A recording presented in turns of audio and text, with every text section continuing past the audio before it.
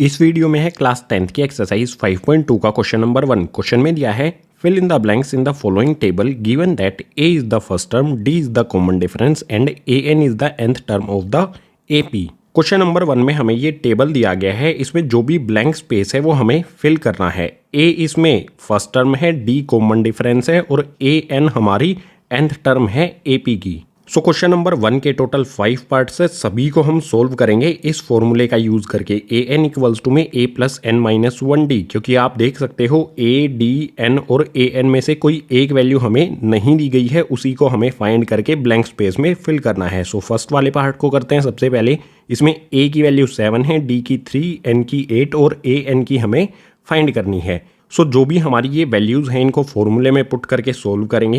A N हमारा as it is आएगा क्योंकि इसकी वैल्यू हमें पता नहीं है। ए की वैल्यू आप यहाँ पर देख सकते हो 7 पुट कर देते हैं, प्लस में एन की वैल्यू यहाँ पर हमें गिवन है 8। सो एन की जगह पर 8 लिखेंगे, -1 हमारा एज इट इज़ और डी की वैल्यू आप देख सकते हैं यहाँ पर है 3। सो डी की जगह पर हमने 3 लिख दिया। इसे सोल्व कर लेंगे। 7 एज इट इज़ प्लस में 8 में से 1 को माइनस करेंगे तो ये हो जाएगा गाइस 7।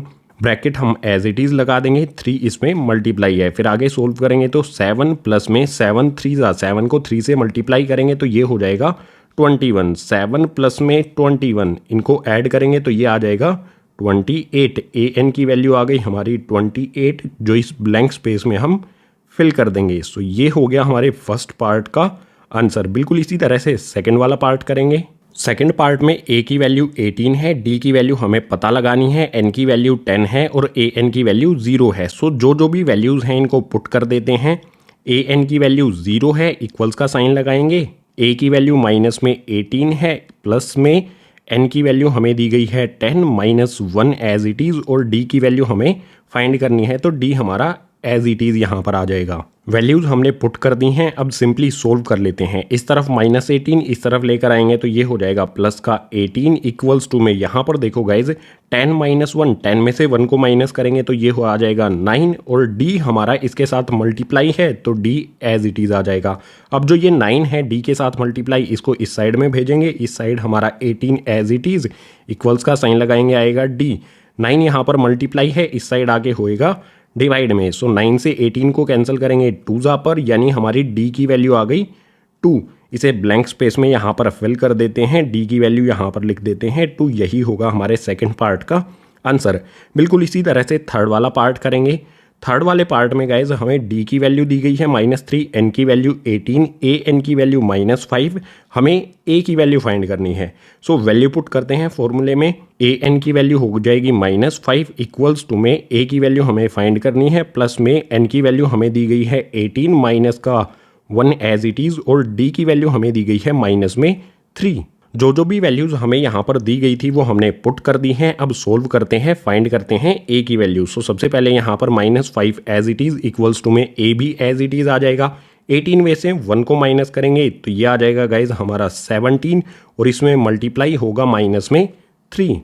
बिल्कुल सिंपल इसे सोल्व कर लेंगे। यहाँ पर -5 as it is equals to में ए आ जाएगा। ए के बाद देखो 17 प्लस का है, 3 माइनस का है, प्लस माइनस यहाँ पर साइन आएगा माइनस का और 17 को 3 से मल्टीप्लाई करेंगे तो ये आ जाएगा 51। ए की वैल्यू हमें फाइंड करनी है तो इस 51 को हमें इस तरफ शिफ्ट करना होगा। सो इस साइड में हमारा बचेगा ए, माइनस का 51 है, इधर लेकर आएंगे तो ये हो जाएगा प्लस का 51 और जो हमारा -5 है ये एज इट इज़ यहाँ पर आ जाएगा। 51 में से 5 को माइनस करेंगे तो ये हो जाएगा 46 और इक्वल्स टू में ए हमारा एज इट इज़। ए की वैल्यू आ गई हमारी 46, इस ब्लैंक स्पेस में फिल कर देंगे। थर्ड वाले पार्ट का आंसर हो गया हमारा 46। बिल्कुल इसी तरह से फोर्थ वाले पार्ट में हमें ए की वैल्यू दी गई है -18.9, डी की वैल्यू हमें दी गई है 2.5, एन की वैल्यू हमें फाइंड करनी है, ए एन की वैल्यू दी गई है 3.6। बिल्कुल इसी फॉर्मूले का यूज़ करके इसे भी हम सोल्व करेंगे। ये वाला रब करता हूँ। इस फोर्थ पार्ट के लिए वैल्यूज़ पुट करते हैं फॉर्मूले में। ए एन की वैल्यू है 3.6 इक्वल्स टू में ए की वैल्यू है -18.9, प्लस का साइन लगाऊंगा।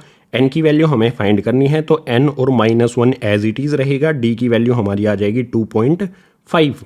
वैल्यू हमने पुट कर दी हैं, अब सोल्व कर लेंगे। सो यहाँ पर 3.6 एज इट इज़ रहेगा। इस साइड में 18.9 माइनस का है, इसको इस साइड में शिफ्ट कर देंगे तो ये हो जाएगा प्लस का 18.9 इक्वल्स टू में यहाँ पर क्या करेंगे गाइज, 2.5 को पहले n से मल्टीप्लाई करेंगे, उसके बाद -1 से 2.5 को n से मल्टीप्लाई करेंगे तो ये हो जाएगा 2.5n, और 2.5 को -1 से मल्टीप्लाई करेंगे तो माइनस का साइन एज इट इज़, 2.5 को 1 से मल्टीप्लाई करने पर 2.5 एज इट इज़ रहेगा। अब इसे आगे सोल्व करेंगे तो 3.6 और 18.9 इन दोनों को ऐड करेंगे तो ये हो जाएगा 22.5, और इस साइड में हमारा माइनस में 2.5 है, इसको भी इस साइड में शिफ्ट करेंगे तो ये हो जाएगा प्लस का 2.5 और इक्वल्स टू में 2.5n हमारा एज इट इज़।